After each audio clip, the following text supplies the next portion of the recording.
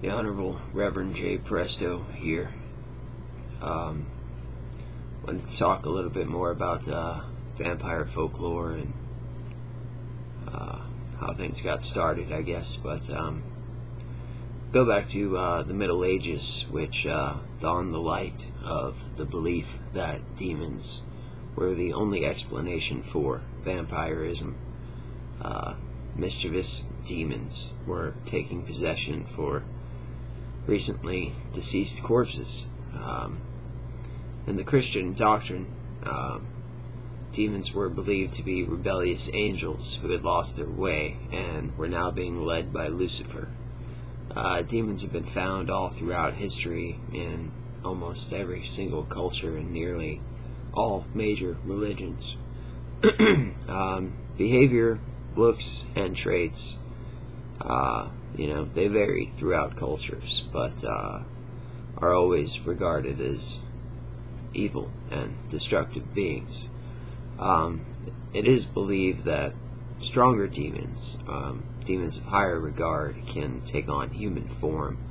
It is also common folklore and religious belief as well that they could take on the form of animals and even occasionally objects.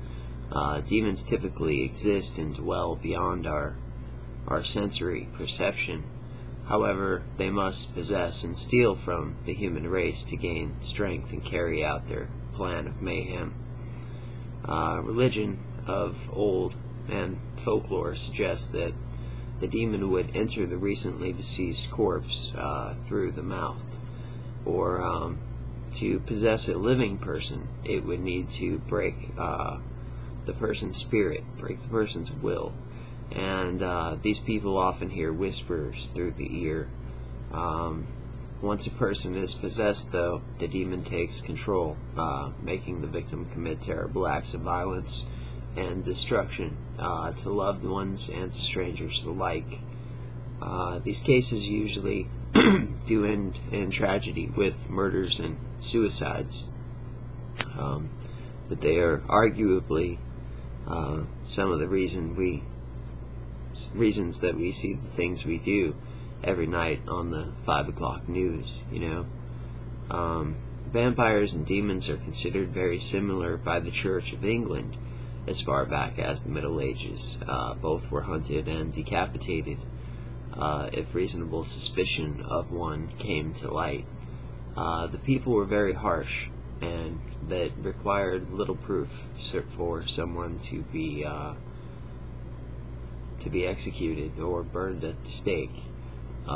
Suspicion was all they needed, and murder would ensue. A lot of innocent people died. I suspect more innocent than guilty. Obviously, these days, our focus and the focus of the church is, exorcism. When someone is demonically possessed, we take a more humane and modern approach with an exorcism. So, anyway, I'm the Honorable Reverend Jay Presto, and please subscribe to the channel, hit that thumbs up button, and if you have any questions, comments, please feel free to leave them, and I'll respond as quickly as I can. Thank you.